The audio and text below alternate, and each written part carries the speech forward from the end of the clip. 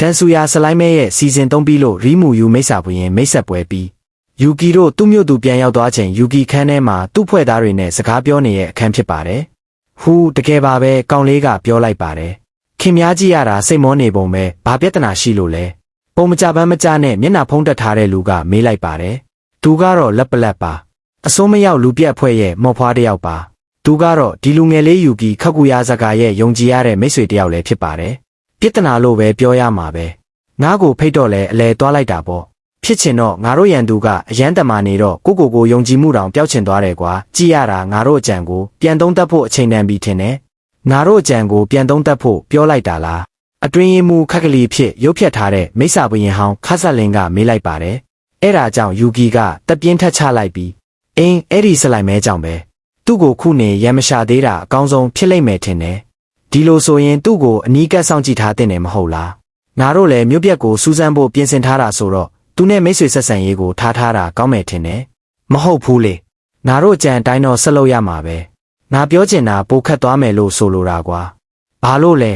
ငါတို့တေချာကယူဆိုင်ရင်ပြဿနာမရှိတော့ပါဘူးလက်ပလက်ကပြောလိုက်ပါတယ်လက်ပလက်ကအယူမဟုတ်ပါဘူးသူ့မိတ်ဆွေကလေးမအသက်ခံထားရလို့ရန်ညှို့ဖွဲ့ထားတယ်ဆိုရင်မဲ့သူ့ကောင်းဆောင်ယူကီရဲ့အမိန့်ကိုဆန့်ကျင်ပြီးရီမူယူနဲ့တွားတိုက်ခိုက်မှာတော့မဟုတ်ပါဘူးဒါကလက်ပလက်တယောက်တည်းမကပါဘူးဖွတ်မန်တီးယားနဲ့အစိုးမရောက်လူပြက်ဖွဲ့ခေါင်းဆောင်ခခါလီတောင်ဒီလိုပဲခံယူထားကြတာပါမစင်ကျင်ပဲလို့ရင်ဖြစ်လာတတ်တဲ့အနေအရေကိုကောင်းကောင်းကြီးနားလည်ထားကြပါတယ်ဒီလောကတဲ့စီးမြင့်ကိုကအတန်မာဆုံးသာရှင်တန်ရမယ်ဆိုတာပါဒါကြောင့်သူတို့နိုင်ခြေရာနှုန်းပြည့်မရှိရင်သူတို့ကြံအတိုင်းလှုပ်လိုက်တာနဲ့ရှုံးသွားလိမ့်မယ်လို့အတွေ့အကြုံတွေကတင်ပေးထားပါတယ်မိစ္ဆာပွင့်ရင်လီယိုကိုလက်စားချေဖို့နေတာအခုကလေးမန်းကိုတောင်ဆုံးရှုံးလိုက်ရပါပြီခက်ဆက်လင်အနေနဲ့ခခါလီဖြစ်ပြန်ဝင်စားဖို့အများကြီးအားထုတ်ထားခဲ့ရပေမဲ့အခုအခြေအနေတိုင်းဆိုရင်ဒုံရင်ခြေနေကိုပြန်ရောက်သွားပါပြီနောက်ပြီးမိစ္ဆာပွင့်ရင်ရီမူယူကိုဖယ်ရှားဖို့စဉ်းစားလိုက်ရင်မိစ္ဆာပွင့်ရင်လီယိုကိုလက်စားချေလို့ရတော့မှာမဟုတ်ပါဘူးဒါကြောင့်ပဲလူပြက်တွေကယူကီရဲ့အမိန့်ကိုတတိထားပြီးလိုက်နာနေကြတာပါအခုယူကီကပြဿနာတက်နေပြီလို့ပြောလာပြန်ပါတယ်မှန်တော့မှန်တယ်ဒါပေမဲ့ပိုခက်လာလိမ့်မယ်ဘာကိုဆိုလိုတာလဲကြည့်ရတာအဲ့ဒီစလိုက်မဲကငါ့ကိုတန်တရားဖြစ်နေတယ်လို့ပဲဘယ်လိုတခုခုတတိထားမိအောင်လုံးမိလိုက်လို့လားမဟုတ်တာတွေငါတို့ခုပြောနေတာသူသေးရဲ့အကြောင်းတော်မင်းเจ้าမဟုတ်ဘူးလက်ပလက်ရဲ့ဟဲဒါတော့မှန်တယ်လက်ပလက်ကပြောလိုက်ပါတယ်ငါတိသမျှထဲမှာသူသေးကတတိအကြီးဆုံးပဲသူသေးကတလွဲလို့ဖို့ဆိုတာလုံးဝမဖြစ်နိုင်ဘူးအမြဲတမ်းတတိတကြီးနေတဲ့ယူကီကသူချေချော်လက်ချော်ဖြစ်သွားကြောင်းဝန်ခံလိုက်ပါတယ်လက်ပလက်ကတော့အန်အော်ဒါကြီးတုံ့ပြန်ပေမဲ့ဖွမန်းနဲ့တီယာတို့ကတော့မဖြစ်နိုင်ကြောင်းညင်းနေကြပါတယ်ဒီလောက်ထိယူကီကိုလူပြက်တွေကယုံကြည်ကြပါတယ်အဲ့တော့မှခေါင်းဆောင်ဖြစ်တဲ့ခခါလီကလမ်းငေါက်လိုက်ပြီးအရန်ညင်းခုန်မနေကြနဲ့တခင်လေးယူကီရဲ့အမားဆိုတာထက်ဒါကဟိုစလိုက်မဲရဲ့ရှုပ်ထွေးတဲ့စိတ်ကစားကွက်ကြောင့်ပဲဖြစ်မှာယူကီနဲ့အတူအဲ့စလိုက်မဲနဲ့တွေ့ကြည့်တော့သူကတခုခုတော့တခုခုပဲဆိုတာတေချာသွားတယ်ငါဆက်ကနေအဆုံးအထိအကဲခတ်ခံနေရတယ်လို့ပဲစိတ်လှုပ်ရှားစေတာပေါ့သူ့စွမ်းစစ်ကိုတော့မမြင်ရသေးပေမဲ့လို့ရှော့တွက်လို့မရတဲ့ရန်သူဆိုတာတော့ကျင်းသေးတယ်သူကိုယ်တိုင်မျက်နှာချင်းဆိုင်ထားပြီးတာကြောင့်အဲ့ဒီစလိုက်မဲကအရန်အနေအများကြောင့်ခခါလီကသုံးသက်ထားပါတယ်လီယိုလောက်မတမာဘူးလို့သူမခံစားမိပေမဲ့သူ့အကြည့်တွေကဘာကိုမဆိုဖောက်ထွင်းမြင်နိုင်နေတဲ့ပုံပေါ်နေပြီးသူမကိုချင်းချောက်ခံရတဲ့ခံစားချက်ကိုပေးစွမ်းထားပါတယ်ယူကီလည်းခခါလီပြောတာကိုသဘောတူလိုက်ပြီးတကယ်ပါပဲအဲ့စလိုက်မဲမိစ္ဆာပွင့်ရင်ရီမူယူကတခုခုတော့တခုခုပဲပွဲတော်မှာတော့ငါတို့ကိုစပွန်ဆာပေးထားတဲ့အကောင့်ကြီးတွေလည်းရောက်လာတယ်သူတို့ကစလိုက်မဲနဲ့ဘလို့ဆက်ဆံရမလဲမသိလိုက်တာကြောင့်တနာစရာအချီကြီးရှုံးသွားခဲ့တယ်လေငါတို့ရန်သူကကောက်ချစ်ပြီးအညာတာကင်းမဲ့တယ်နော်အပြင်ပိုင်းကကျင်တာတက်ပြီးဖော်ရည်တက်ပေမဲ့သူတာတော်သားထွက်သွားရင်ထိမ့်မနိုင်တွေဖြစ်ကုန်တာပဲသူ့ကိုကြိုးကင်မဲ့ငါတို့စီစဉ်ကတော့အောင်မြင်မှာမဟုတ်ဘူးအခုကစားပြီးသူတတိထားရင်နေတော့မှာပဲလို့ပုခုံးတွင်ရင်ပြောလိုက်ပါတယ်ဒါပေမဲ့သူဘလောက်ပဲတန်တရားဖြစ်နေပါစေတက်သေးတော့မရှိသေးဘူးမဟုတ်လားဒီလိုဆိုရင်ကျွန်တော်တို့ဘက်ကတန်တရားဖြစ်အောင်မလုပ်ရင်သူတို့လှုပ်ရှားဖို့ခက်ခဲလိမ့်မယ်ထင်တယ်နော်အမှန်ပဲငါလက်စုပ်လက်ကင်ပြလို့ရတဲ့တက်သေးတော့မထားမိပေမဲ့ဟိနတာကိုရှီဇူဆန်အကြောင်းပြောခိုင်းလိုက်တာကငါလေးအဲ့လောက်ဆိုတက်သေးကလုံလောက်နေပြီအမှန်ကပွဲတော်နောက်ဆုံးနေ့မှာသူနဲ့တီးတဲ့လူတွေအားလုံးကိုစုပြီးအနာဂတ်အကြောင်းဆွေးနွေးတော့ကအားလုံးကိုမိစ္ဆာဘရင်မူယူကတန်တရားဖြစ်နေခဲ့တာပဲအဲ့မှာငါလက်ချက်မှန်းပေါ်သွားတာဘလို့ဖြစ်နိုင်မလဲအန်ဝေါ်ပြီးတော့ယူကီရှင်းပြချက်ကိုနားထောင်ရင်တစ်ဖွဲ့လုံးငြိမ်ကျသွားပါတယ်ထားလိုက်ပါတော့အခုချိန်ကအရေးကြီးနေပြီးစလိုက်မဲကငါတို့အတွက်အနေရဲ့စစ်ပဲဒီတော့သူအစီအစဉ်ကိုဘလို့ပြန်ပြောင်းကြမလဲသူမမေးလိုက်မယ်ဆိုတာအတိအတာကြီးပါဘာလို့ဆိုရှော့ကရသွားရာကနေပြန်ကောင်းလာတဲ့ပထမဆုံးလူကသူမဖြစ်နေလို့ပါပဲ သူမမိတ်စာဘရင်ဘွားတုန်းကအဖြစ်ပြက်တော်များများနဲ့ရင်ဆိုင်ခဲ့ရဘူးတာကြောင့်ခံနိုင်ရရှိနေတာအမှန်ပါပဲအရင်ကလိုပဲအရေးထဲမှာပုံနေကြတာပေါ့မိတ်စာဘရင်ရီမူယူမှာလက်ဆုပ်လက်ကင်ပြစရာတက်တယ်မရှိတာကြောင့်ငါတို့ကိုပွင့်ပွင့်လင်းလင်းကြီးရန်ရှာဦးမှာမဟုတ်ဘူးသူ့ပုံကအေးအေးချမ်းချမ်းဆိုရင်မဲ့အတွင်းမှာအရှုံးနဲ့အမျက်ကိုအမြဲတမ်းတွက်ချက်နေမှာပဲသိပြီးဒါကြောင့်ပဲကျမတို့အရှိမမြို့ပြက်တွေအကြောင်းဘွင်းဘွင်းကြီးပြောနေတာပေါ့ကျမတို့တုတ်ပြန်ချက်ကိုမြင်ကျင်လို့နေမယ်သူ့ကိုစန့်ကျင်ဖို့တခုခုကြံစီထားရင်ရရဆက်ဆက်ပြန်တုတ်ပြန်လိုက်မယ်ထင်တယ်ငါလည်းအဲ့လိုထင်တာပဲလူတွေကမန်းစလို့မရတဲ့တတဝါတွေပဲဆိုတဲ့ဆိုရိုးတောင်ရှိသေးတယ်လေဒီနေ့ရန်သူကမနှက်ဖြန်မိတ်ဆွေချစ်သွားတယ်ဆိုတာကိစ္စတွေကအကြီးကျယ်မပြောင်းလဲသေးရင်တော့သူ့ကိုရန်ရှာဖို့မလိုတော့သေးပါဘူးငါတို့ကိုယုံအောင်လုပ်နိုင်သေးတဲ့၍ငါတို့ကလွတ်နေဦးမှာပဲယူကီကအားလုံးရဲ့တုံ့ပြန်ချက်ကိုတစ်ချက်ဝေးကြည့်လိုက်ပါတယ်ဆိုလိုတာကသူတို့နဲ့ဆက်ပြီးပူးပေါင်းနေဦးမယ်ပေါ့သူတို့ကိုအားသုံးပြီးထိန်းချုပ်ဖို့တိတ်မခတ်တော့ပေမဲ့သူထေးကဒီလိုမိတ်ပေးမှတော့လေအမိန့်တော်အတိုင်းပဲပေါ့ဒီနှတုံးကြီးဖွတ်မှန်းကတော့အဲ့လိုအားသုံးပြီးမထိန်းချုပ်နိုင်လို့ဒီလောက်ထိအားဆိုင်နေရတာပေါ့အဲ့လောက်လည်းမဖြစ်နေပါနဲ့ဖွတ်မှန်းပြောတာလည်းမှန်နိုင်ပါတယ်အခုလေးတင်ရောက်လာတဲ့သူကငါတို့ကိုအထင်သေးနေတာခံရတော့အခက်သားပဲဒါပေမဲ့ငါတို့ပေါင်းတိုက်လို့နိုင်သွားရင်တောင်သူတို့ဘက်မှာမုံတိုင်းနဂါးကြီးတစ်ကောင်လုံးရှိသေးတယ်လေအဲ့ဒါကိုတော့မစွန့်စားသင့်ဘူးတိတ်ဆိတ်ထဲထားမနေကြပါနဲ့သူထေးနဲ့ခေါင်းဆောင်တို့ရဲ့အမိန့်ကိုပဲလိုက်နာကြတာပေါ့မင်းတို့ကောင်တွေစကားတဲကငါတို့အမိန့်ကိုနာခံဖို့ပြောထားတယ်နော်သူတို့မြင်တွေကိုဂယူးဆိုင်မနေကြနဲ့၃ယောက်သားကနည်းနည်းစိတ်ပြတ်သွားပုံပေါ်ပေမဲ့လို့အစီအစဉ်ကိုလည်းညှင်းဆန်ခြင်းမရှိကြပါဘူးအတီးပြုတ်ပြီးမှယူကီနဲ့ခခါလီတယောက်ကိုတယောက်ကြည့်ကခေါင်းငိမ့်လိုက်ပါတယ်အနောက်ဘက်ဖျားเจ้าနောက်မှာထောက်ပံ့ပေးမဲ့မြင့်မြတ်အင်ပါယာလူဘီလီယက်ရှိပါတယ်လွတ်လပ်သူများဖွဲ့စည်းကိုအုပ်ချုပ်နေတဲ့အထက်ပိုင်းတွေကအနောက်ဘက်ကောင်စီဝင်တွေဆိုပေမဲ့အာဏာကတော့ရုပ်ဆိုမိသားစုစီမှာပဲရှိပါတယ်ဒီအင်အားကြီးနှစ်ခုကအနောက်ဘက်နိုင်ငံတွေကိုလွှမ်းမိုးဖို့စ조사နေကြပါတယ်အဲ့ချိန်မှာဂျူရွာရဲ့တမ်ပတ်အဖွဲ့အစည်းကိုထူထောင်လိုက်တဲ့မိစ္ဆာဘုရင်ရီမူယူရက်ကိုထပ်မဆန့်ကျင်တော့ဘူးလို့ပြောလိုက်ရင်ဒီလူတွေသူတို့စိတ်နဲ့ရှောက်လို့ကုန်ကြမယ်ထင်တယ်ယူကီတာကိုတော့စိတ်ပူမိပေမဲ့သူတွေးလွန်နေတာပါလို့ပဲဖြေသိလိုက်ပါတော့တယ်အတိတ်မှာဆိုရင်တော့ခက်ခဲကောင်းခက်ခဲနိုင်ပေမဲ့အရင်တုန်းကလီယိုကိုရှုံးပူးထားတာကြောင့်အခုချိန်မှာခခါလီကသူ့စိတ်သူထိန်းနိုင်နေပါပြီအချိန်ကြာကြီးလူပြက်တွေနဲ့အတူအောင်အီဒီခံလာခဲ့တာပါယူကီယုံကြည်တဲ့ဒီဖော်တွေကငတုံးတွေမဟုတ်ဘူးဆိုတာတော့အတက်ပြောလို့ရပါတယ်တေချာမစင်းစားဘဲနဲ့အလော30လောက်ကြမှာတော့မဟုတ်ပါဘူးမင်းတို့ကရန်အားကိုရတာပဲကိုဒီလိုဆိုရင်ဒဏ်ရာတာလုံးနေရဲ့အလုပ်ကိုမင်းတို့ကင်တွေပေးကြပါဦးယူကီပျော်ရှင်စွာပြောလိုက်ပါတယ်နေပါဦးသူထေးဆိုလိုတာကဟိုထိတ်တန်းရိုးဝက်ချက်ကုံစီတွေကိုလားကျမတို့ကိုကင်တွေခိုင်းနေတာလားဟီဖြစ်ကောဖြစ်ရဲ့လားသူထေးရဲ့လူပြက်တွေရဲ့အမူအရာကချက်ချင်းပြောင်းလဲသွားပါတယ်ယူကီရဲ့ရှင်လန်းနေရဲ့အပြုံးကတစ်ချက်မပြောက်ပဲလူပြက်တွေကိုကြည့်လိုက်ရင်ဒါပေါ့အခုဆိုရင်တော့မင်းတို့တွေပြဿနာဖြစ်မှာမဟုတ်တော့ဘူးလေကျွန်တော်တို့ကိုစိတ်ချထားလိုက်ပါသူထေးကျွန်တော်တို့မစင်ကျင်ပဲလုံးမာကိုစိုးရိမ်နေတာမဟုတ်လားမဟုတ်တာနိုင်တယ်လို့ထင်ရင်တောင်အရင်စမတိုက်ဘူးလို့ကြိမ်တွေ့တယ်ဗျာမှန်တယ်ကလေးမန်းကအဆုံးမှာတတိလက်လို့ဖြစ်သွားတာကျမတို့သာအဲတိုင်းထက်ဖြစ်ရင်နေရရောက်လို့သူနဲ့တွေ့ရင်သူ့ကိုစားလို့ရမှာမဟုတ်တော့ဘူးအမှန်ပဲမင်းတို့ပြောတာမှန်တယ်အစင်ချင်မဲ့တာကကြာရှုံးစေတယ်ဒေါသကြီးတဲ့တာလီကဖြစ်တဲ့ငါလဲအဲယူစကိုစိတ်ထဲမှတ်ထားလိုက်ပါမယ်ဒီနေ့မှာမိစ္ဆာဘုရင်လီယိုကိုပြန်လက်စားချင်မယ်လို့တဏိထန်ချထားပေမဲ့အရန်ဆုံးသေးတယ်ထင်တာပဲ၃ယောက်သားကသူတို့မြင်ကိုစီနဲ့ဂတိပေးလိုက်တော့ယူကီပြုံးလိုက်ပါတယ်ငါထင်ထားတာထက်မင်းတို့ကောင်တွေရင်းကျက်လာကြပြီပဲလို့သူရေရွတ်လိုက်ပါတယ်အဲ့ချိန်မှာပဲသူ့ကိုစိတ်နှောက်ရှက်ပေးနေတဲ့ကိစ္စကိုတတိယသွားပါတယ်စကားမဆက်ထိတ်တန်းရိုးဝက်ချက်ကုန်ပစ္စည်းတွေဆိုလို့မိစ္ဆာဘုရင်ရီမူယူရက်ကငါစောင့်ရှောက်နေတဲ့ကလေးတွေကိုယူသွားပြီမဟုတ်လားရှီဇူအီဇာဝါနဲ့ပတ်သက်နေတော့လေကျမတို့ဒီကိစ္စကိုဘာမှလုပ်လို့မရခဲ့ဘူးပဲအမှန်ပဲသူကပွဲတော်ကိုတောင်အကြောင်းပြသွားသေးတယ်တွေးကြည့်လိုက်တော့အဲ့ကလေးကငါ့ကိုတန်တရားဖြစ်နေတဲ့ပုံပဲထားလိုက်ပါတော့လေအရေးတော့မကြီးပါဘူးမိစ္ဆာဘုရင်ရီမူယူပြောထားတာကိုပဲငါစိတ်ပူမိတယ်ယူကီသူရေးထားတာကိုရှင်းပြလိုက်ပါတယ်ကလေးတွေကမိစ္ဆာဘုရင်ရီမူယူရဲ့တင် जा မှုကြောင့်ပိုတမာလာကြပါပြီရီမူယူရဲ့ကဘလို့လုပ်ခဲ့လဲတော့မပြောပေမဲ့သူ့စကားတခုမှအဆုံးထွက်ပြီးကြံခဲ့ပါတယ်သူတို့လေးတွေသူတို့ရဲ့စက်ပရင်တွေကိုနားလည်ဖို့အချိန်ယူရအောင်မယ်အဲ့လိုပြောလိုက်တာကယူကီကိုအခုလိုထင်သွားစေပါတယ်နာတိကျင်တဲ့မေးခွန်းတွေကိုသူဖြေရှင်းပေးလိုက်တာလားပို့တိုးပေးလိုက်တာလားပဲ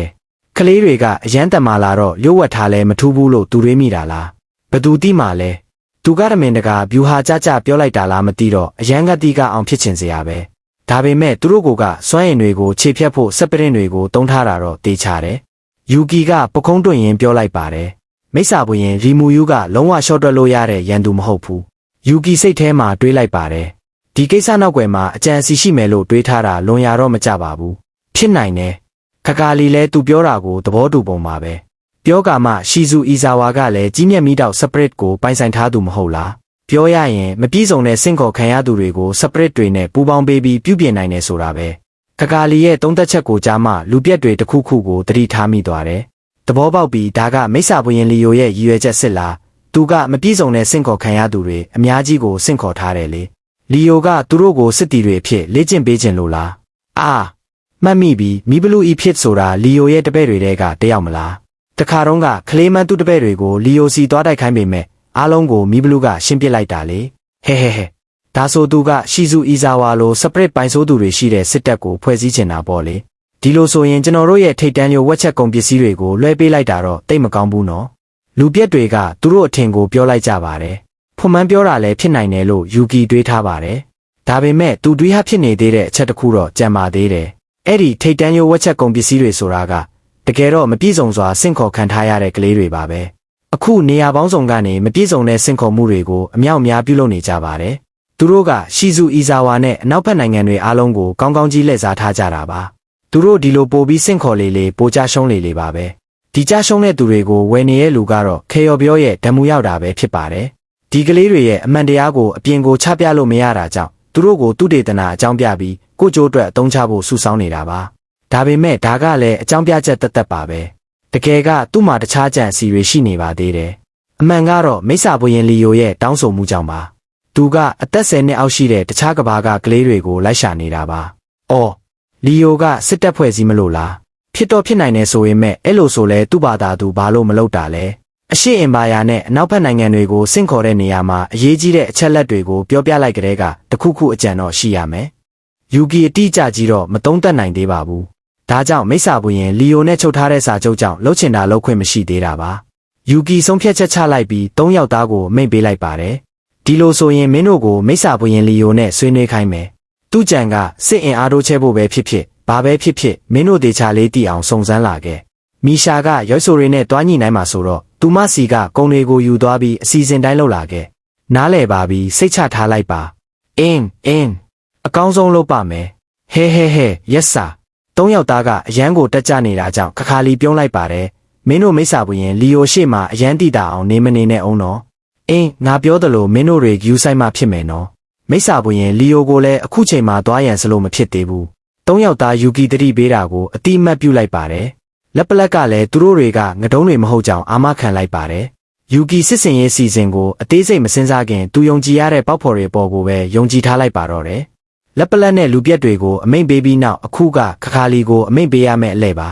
သူမကယူကီဘက်လက်လိုက်ပြီးလေးနဲ့တဲ့လေတန်းနဲ့သူသေးကျမကောဘာလို့ရမလဲသူမကမြို့ပြက်ကိုစူးစမ်းမဲ့ကိစ္စနဲ့ပတ်သက်ပြီးဆက်စုလိုက်ပါတယ်မြို့ပြက်လို့ခေါ်ပေမဲ့လည်းခခါလီအတွက်တော့ပျက်စီးနေတာမဟုတ်ပါဘူးသူမအတွက်တော့ရင်းနှီးတဲ့မြို့ပါသူမမိစ္ဆာဘုရင်ခတ်စာလင်ဘဝတုန်းကအဲ့မြို့အတွက်ကာကွယ်ရေးစနစ်ကိုမော်နဲ့အသက်သွင်းပေးခဲ့ပါတယ်မြို့ပြက်ရဲ့တကယ်တရုတ်မှန်ကတော့အာမာရီတာဆိုတဲ့မြို့ပါအထာယုမှန်ကာကွယ်နေတဲ့မြေပေါ်ကမြို့လိုမဟုတ်ပဲအာမာရီတာကိုတော့ခတ်စာလင်နဲ့သူ့ရဲ့ထောင်ပေါင်းများစွာသောအစင်းမြုပ်သေးတွေကကာကွယ်ထားကြပါတယ်ကလေးမန်းကခတ်စာလင်ရဲ့နီးပညာကိုလက်ဆင့်ကမ်းထားပေမဲ့သူ့ရဲ့အကောင်းဆုံးလက်ရာဖြစ်တဲ့ဘီယိုဒါကမြို့ပြက်ကိုစောင့်ရရဲ့အယုတ်တွေနဲ့ရှင်ရင်အလက်တန်းစားအဆင့်လောက်ပဲရှိပါသေးတယ်မြို့ပြက်ထဲမှာဘာလို့ဒီလောက်ကောင်းတဲ့ကာကွယ်ရေးစနစ်တွေထည့်ထားရလဲဆိုတော့ရုတ်သိမ်းနိုင်ငံတော်ဂျီတာဘူးရဲ့တရုတ်မှန်ကအာမာရီတာဆိုတဲ့မြို့ပြက်ဖြစ်နေလို့ပါပဲပြီးတော့ဒီအာမာရီတာမြို့ပြက်မှာဘာလို့ဒီလောက်မြင့်မားတဲ့ကာကွယ်ရေးစနစ်တွေထားတာလဲဆိုရင်ဟိုရှိခေတ်ကအချိန်တွေကိုပြန်သွားရပါလိမ့်မယ်လွန်ခဲ့တဲ့မြောက်များစွာသောအတိတ်ချိန်တုန်းကနတ်သူငယ်တွေရဲ့အစင်းမြင့်မော်ဆရာတွေရှိတဲ့မြို့ကလွှမ်းမိုးမှုအားကောင်းခဲ့ပေမဲ့သူတို့ယူမိုက်မှုကြောင့်ပဲပျက်စီးသွားခဲ့ရပါတယ်အဲ့နိုင်ငံကနောက်တစ်ချိန်မှာမိစ္ဆာဘုရင်မှာဖြစ်လာမဲ့နဂါးဘုရင်ကြီးရဲ့သမီးမီရီမူဆိုတဲ့ကောင်မလေးတစ်ယောက်ကိုရန်သွားစလိုက်လို့ပါပဲတညာတဲနဲ့တင်တနိုင်ငံလုံးကမြေပုံပေါ်ကပျောက်ကွယ်သွားခဲ့ရပါတယ်အဲ့ကနေကြံခဲ့တဲ့အကျွင်းကြံတွေကနေဆိုမာဆိုတဲ့မြို့ပြက်ဖြစ်လာခဲ့ပါတယ်ကြံခဲ့တဲ့နတ်သူငယ်တွေကအရင်ဆိုမာရဲ့ရွှေတီးဆောင်ခဲ့တဲ့အချိန်တွေကိုပြန်ယူပေးမယ်လို့ကြွေးကြော်ခဲ့ပေမဲ့သူတို့မျှော်လင့်ချက်တွေကြာရှုံးခဲ့ရပြန်ပါတယ်သူတို့ကိုယ်တိုင်ဖန်တီးမိခဲ့တဲ့မကောင်းဆိုးဝါးကြီးပြက်သုံးခြင်းနဂါးကမထင်ထားတဲ့စွမ်းအားတွေပိုင်ဆိုင်နိုင်ခဲ့ပြီးဒီလူတွေကိုမွေးရမြေကနေမောင်းထုတ်ပစ်ခဲ့ပါတယ်ပြက်သုံးခြင်းနဂါးပိုင်ဆိုင်ထားတဲ့စွမ်းအားတွေကကဆိုးကြီးအစ်စ်မှရှိပါတယ်စစ်မှန်တဲ့နဂါးတွေလောက်တော့မစွမ်းပေမဲ့နတ်သူငယ်တွေထိန်းလို့ရတာမျိုးတော့မဟုတ်ပါဘူးအသက်ရှင်ကြံခဲ့တဲ့နတ်သူငယ်တွေကလမ်းတွေကိုရှောက်ဖို့ကဘာကြီးအနှံ့ပြန့်နှံ့သွားကြပါတော့တယ်ရုတ်တရက်ရောက်လာတဲ့ကန်ဆိုးမှုကြောင့် နတ်သူငယ်တွေကသူတို့ဘိုးဘေးတွေရဲ့အမားတွေကိုသင်ခန်းစာယူခဲ့ကြပါတယ်။စွမ်းအားရှိတဲ့သူတွေကရှောက်သွားကြရင်တောတွေထဲမှာနိုင်ငံအသစ်တွေထူထောင်နိုင်ခဲ့ကြသလိုတချို့ကြတော့လည်းတိတ်တိတ်လေးထွက်ပြေးခဲ့ကြပြီးမြို့ပြနဲ့ဝေးတဲ့တောရွာလေးတွေမှာအခြေချခဲ့ပါတယ်။လူချို့ရဲ့အမားကြောင့်နတ်သူငယ်တွေရဲ့ရွှေရောင်နေ့ရက်တွေကပြီးဆုံးသွားခဲ့ရပါတယ်။အဲ့နောက်မှာတော့တချို့ကအပြစ်တွေရဲ့ချိန်စာကြောင့်အမောင်နတ်သူငယ်တွေဖြစ်ခဲ့ပါတယ်။မီရီမူရဲ့ဒေါသကလွတ်အောင်နေမြေတစ်တွေစီထွက်ပြေးခဲ့ကြပါတယ်။မိစ္ဆာဘုရင်ခက်ဆာလင်တစ်ဖြစ်လဲခခါလီကလည်းသူတို့တွေကတယောက်ပါပဲ။မိစ္ဆာဘုရင်မလောင်မီရီမူရဲ့စွမ်းအားတွေကိုမျက်မြင်တွေ့ခဲ့ပြီးနောက်ထွက်ပြေးနိုင်ခဲ့တဲ့တော်ဝင်တဲ့သူငယ်မိသားစုဝင်တယောက်ပါအဲတုန်းကတော့သူမိစ္ဆာဘုရင်မဖြစ်သေးပါဘူးဒီဝေးလံနဲ့နေမြေတစ်စီထွက်ပြေးနိုင်ခဲ့ပြီးသူ့မွေးရမြေနဲ့တူတဲ့နိုင်ငံတစ်ခုကိုထူထောင်ဖို့စ조사ခဲ့ပါတယ်နတ်သူငယ်နည်းပညာတွေမပြောက်ဆုံးဖို့သူလက်ဆင့်ကမ်းလာခဲ့တာကြောင့်ရုပ်ထည်အတုတွေကိုဖန်တီးနိုင်ခဲ့ပါတယ်အဲ့လိုနဲ့ရလာတဲ့မျိုးကတော့ရုပ်သေးနိုင်ငံတော်ဂျီတာဘိုရဲ့မျိုးတော်အာမာရီတာပါပဲအတိတ်ကဖြစ်ရက်တွေကိုအောက်မေ့တန်းနေရင်ခါကာလီကသူမခေါင်းကိုပြန်ခါလိုက်ပြီးမှတ်ညံတွေကိုခါချပစ်လိုက်ပါတယ်အာမာလီဒါရဲ့ထောင်ချောက်တွေကမဖြုတ်ရသေးဘူးအဲ့ဒါတွေနဲ့မိစ္ဆာဘုရင်ရီမူယူကိုထောင်ချောက်ဆင်လိုက်ရမလားရီမူယူနဲ့ကလေးမန်းပိုင်တဲ့ထဲကမြို့ပြက်တွေကိုစူးစမ်းမဲ့အကြောင်းသဘောတူထားတာကြောင့်ထောင်ချောက်တွေနဲ့ရီမူယူကိုအပြောက်ရှင်းဖို့ကြံရွယ်ထားလိုက်ပါတယ်အခုခါလီအတွက်တော့အဲ့ဒါကလွယ်လွယ်လေးနေမှာပါအဲ့လိုဆိုရင်ကျန်တော့တဲ့အနေရဆိုလို့ဘဲယူတို့ရနဲ့မီရီမူတို့ပဲရှိတော့တာပေါ့ရီမူယူတယောက်တည်းဆိုရင်သူ့ကိုရှင်းပစ်ဖို့လွယ်လွယ်လေးရဲ့မဟုတ်လားလို့သူမတွေးနေမိတာပါကာကွယ်ရေးစနစ်တွေကခလုတ်တစ်ချက်နဲ့အသက်သွင်းလို့ရတာကြောင့်သူမကိုလည်းတန်တရားဖြစ်ကြမှာမဟုတ်ပါဘူးအဲ့လိုတွေလို့ခခါလီကအကြံပေးကြည့်ပေမဲ့သူမအကြံကိုယူကီကနှစ်ခါမတွေးပဲညှင်းလိုက်ပါတယ်စိတ်ဝင်စားဖို့တော့ကောင်းလောက်ပေမဲ့အလုပ်ဖြစ်မယ်ဆိုတာတေချာလို့လားသူနဲ့အတူမိစ္ဆာဘုရင်မှမီရီမူပါလာရင်ကောဘာပဲဖြစ်ဖြစ်စိတ်ပါရင်နင်းလန်းရှာတွေ့မှာပဲလေခခါလီကငါစနစ်ကိုအသက်သွင်းလိုက်ုံနဲ့ရီမူယူတန်တရားဖြစ်မယ်မထင်ပါဘူးခါစားလည်းမဟုတ်သေးဘူးခကာလီရဲ့မွေးရမြေကအတိတ်မှာဖျက်ဆီးခံခဲ့ရပါတယ်။ယူကီကသူမစိတ်တန်ရာဖြစ်နေမှာကိုစိုးရိမ်နေပေမဲ့သူမကတော့ကိစ္စမရှိပါဘူး။နတ်တငယ်ကနေအမောင်နတ်တငယ်အမောင်နတ်တငယ်ကနေမှမတေမျိုးနတ်တငယ်အဲ့ကနေမှမိစ္ဆာဘုရင်ဒီတွေ့ကြုံတွေကြောင့်မီရီမူပေးထားတဲ့စိတ်တန်ရာတွေကိုခခါလီကုစားနိုင်ခဲ့ပါပြီ။ဒါပေမဲ့ခခါလီကသူမမီရီမူကိုမနိုင်မန်းတေချာသိနေပါတယ်။ဒါကအစင်ချင်မဲ့ရာကြပါတယ်။ဟုတ်ပြီလေ။ဒါဆိုလဲမင်းကိုအားကိုးရတာပေါ့။သူ့ကိုအဲ့ဒါလောက်နဲ့အနိုင်ယူဖို့မဖြစ်နိုင်ပေမဲ့ဒါကိုသုံးချပြီးမိစ္ဆာဘုရင်ရီမူယူဘလောက်စွမ်းထက်တယ်လဲကြည့်ရတာပေါ့ကျမတို့ရန်သူကအဲ့လောက်လုပ်เสียလို့လားတိတ်လိုတာပေါ့ဒီတော့ခခါလေးကမင်းရဲ့တရုတ်မှန်ကိုမပေါ်စေနဲ့နော်အခုသူကငါ့ကိုတန်တရားဖြစ်နေရဲ့မဲ့မင်းကိုတော့တန်တရားဖြစ်မှာမဟုတ်ဘူးဒီတော့တတိထားပြီးရီမူယူတတိမထားမိအောင်နေကျမနားလဲပါတယ်တတိယူကီနဲ့ခခါလေးတယောက်ကိုတယောက်ပြုံးပြလိုက်ပါတယ်ဟုတ်ပြီဒီလိုဆိုငါတို့မီရှာနဲ့တွားတွေ့ရတာပေါ့ကျမပြင်ဆင်ထားလိုက်ပါတယ်နောက်ပြီးရင်ဘာဆက်လုပ်မလဲသူသေးငါလားငါကဓမူယာဒါစီသွားပြီးအရှိဘက်ကအခြေဆိုင်စခန်းကိုတိုးချဲ့ဖို့သွားပြောမလို့တခုခုဖြစ်ရင်အဲ့ကိုပြေးလို့ရတယ်လေဒါပေမဲ့အဲ့ဒါမတိုင်ခင်ဟမ်ခင်များတခုခုကြံနေတာကိုခင်များဘာသာအကြံထုတ်နေရင်ကျွန်တော်တို့ကိုစိတ်ထိန်ဖို့ပြောသေးတယ်ပေါ့လေလက်ပလက်ကမကျေနပ်စွာပြောလိုက်တော့ယူကီရှက်ကိုရှက်ကန်းပြုံးလိုက်ပြီးပြတ်တနာမဟုတ်ပါဘူးလက်ပလက်ရဲ့ငါကရှိတာအကုန်ထုတ်သုံးနေရတာလေဘာလို့ဆိုအနောက်ဘက်ကိုစိုးမိုးမဲ့အကြံကိုလက်မလျှော့သေးလို့ပဲယူကီရဲ့နှုတ်ခမ်းကနေအပြုံးတပွင့်ပေါ်ထွက်လာပါတယ်ဒီလိုနဲ့ပဲအရေးထဲကလူတစုကတော့စတင်လှုပ်ရှားနေကြပါပြီ